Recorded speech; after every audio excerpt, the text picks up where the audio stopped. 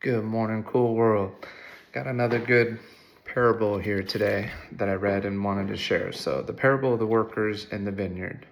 The kingdom of heaven is like a landowner who went out early in the morning to hire laborers for his vineyard. After agreeing with the laborers for a denarius a day, he sent them into the vineyard.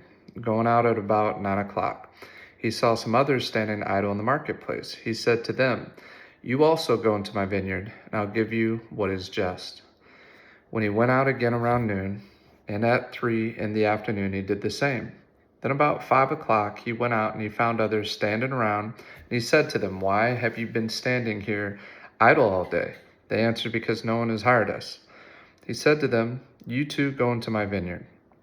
When evening came, the owner of the vineyard said to his foreman, "Summon the workers and give them their pay, beginning those who came last and ending with the first."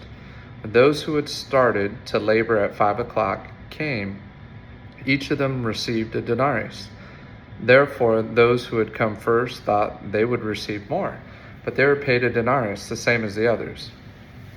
And when they received it, they began to grumble against the landowner, saying, "These men who were hired last worked only 1 hour, and yet you have rewarded them on the same level with us, who have borne the greatest portion of the work and the heat of the day."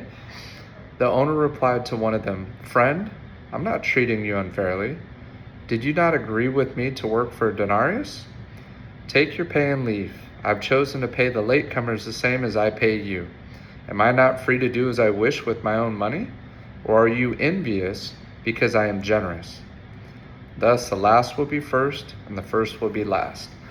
So again, Jesus's parable and his story gets into the topic of envy and what is fair, what's right, what's just. Do you see yourself comparing yourself to other people in terms of what they have or don't have, and comparing yourself and being envious of what somebody else does have? And why is that such a bad thing, right? Or if Jesus wants to be generous with his money or with his gifts, does he have the right to do that?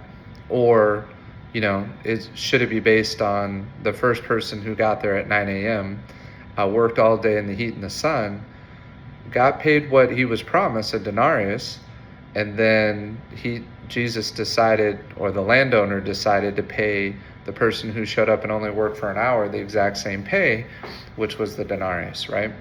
So what is the story supposed to teach us? Curious what your thoughts are.